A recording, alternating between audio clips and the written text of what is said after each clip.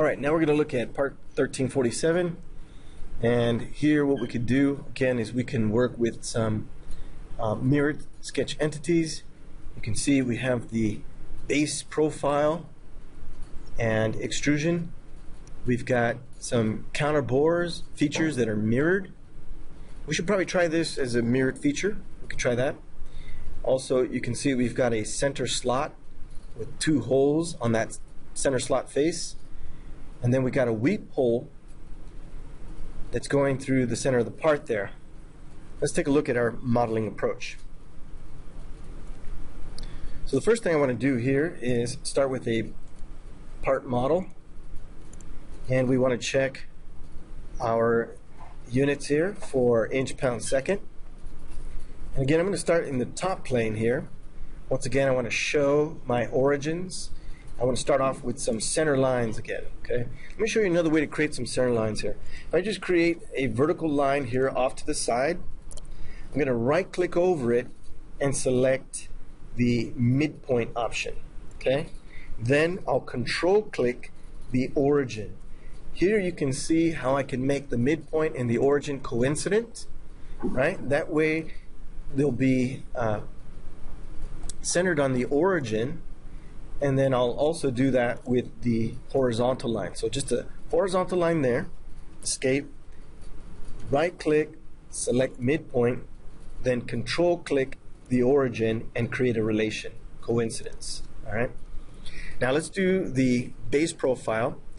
So again, I've got a couple center, or one center circle that I can start with and one on the edge. Let's go ahead and start with circle here, start at the origin. We've got a radius of 2 there, so I'll smart dimension that. I'm showing diameter there, but I can right click and display as diameter, then again display as radius, double click on that and set it to 2. Okay, and then the other radius here is a radius of 1. So place the sketch there and set my dimension. Let's change that to diameter and then radius again and set that to 1. And then the distance apart, you can see actually it's centered. We've got a total distance of 5, so I'm going to use 250 from the center here to place it. Okay, and once again we can start to create our sides here. First, just creating a line, simple line. Actually, let me undo that, because we can select the horizontal here and use dynamic mirror. Once again, start with line, just create a line long enough to be tangent. Okay, deselect everything, select first the line, then control click the circle, create tangent, deselect everything, select the line, then control click the second circle, and once again create tangent. Now we can actually trim. Let's get rid of the excess here and clean up in here.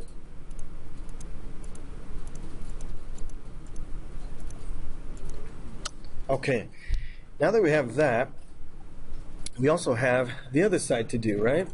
So again, if I select mirror this time, we're going to select the entities to mirror, and then select the value box for the mirror axis.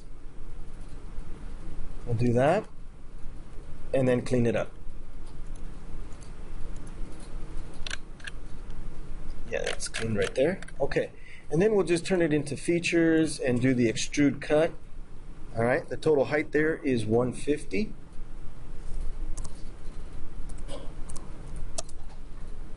And then click OK to create the base.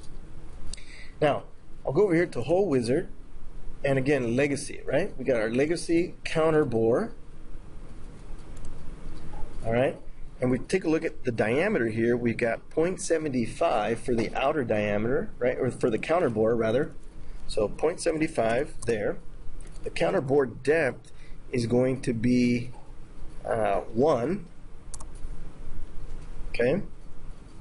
The diameter there is going to be 0.25. And remember, the end condition is going to be through all. Now, what I'm going to do here is when I go to position, I'm going to also make sure I can just come over, place it centered, right? Coincident with the center of that arc. And then click OK. Now, what we could do is this.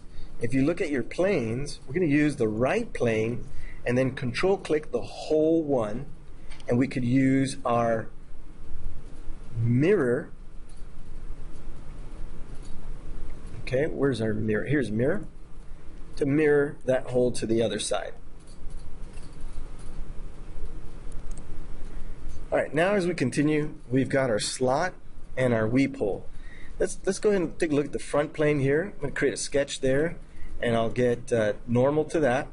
Okay, here, because we're going to cut through the entire thing, I'm just going to sketch a center line to keep it centered, make it vertical there, and then we'll sketch a rectangle. Okay, now this rectangle, you can see it's 0.5 and it's 1 inch. So let's do from here to the bottom there. This is going to be 0.5, and it's a total of 1 inch. Okay, and we need to make sure that it's centered, so we're going to do a dimension from the center to the edge there of 0.5. Now that's just the slot. Now for the hole, the weep hole there, I see we don't have a dimension, so I'm just going to use like 0.125 for the diameter, and I'm going to make it coincident with that line, and the diameter here I'll just make it at 0.125. Okay, and the distance there I'll make it about, what is it, 0.5 from the bottom. So from here to there we'll make it 0.5. Now the reason why I'm doing all this in one sketch, okay, is because the way that we're going to cut extrude it is like this. I'm going to go to features, we'll do cut extrude, okay, and what we'll do here is we'll do 2 direction, okay, and we'll do through all, and that should produce our slot and our weep hole. Finally, we're just going to do our holes through the top there. Here we go. Alright, so now I'm going to select the face, create a sketch there. We're going to go to the top, and again I'm going to create a circle here. Okay, we want it to be actually in line with the origin, right? And that's going to be 0.75. So we'll set it, place it 0.75, and then it's going to be 1 inch from the center there. Okay. Alright, so we'll go ahead and mirror our sketch circle. I'm going to go ahead and use the center line. We've got our origin here to organize our base part. I'm just going to go ahead and lay out that construction line. And then I'll go ahead and use mirror entities. I'm going to select the sketch circle here and then select the mirror axis. So now we have the 2 profiles. What I'll be able to do here is go ahead and switch to features now and use Extrude Cut. If I take a look at the part here, we can look at the end condition. We have a couple choices. We can do through all or simply up to next, up to the next surface, as you can see there, and then click OK.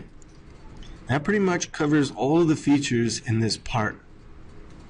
Alright, now the next step, we'll take a look at laying out the drawing view.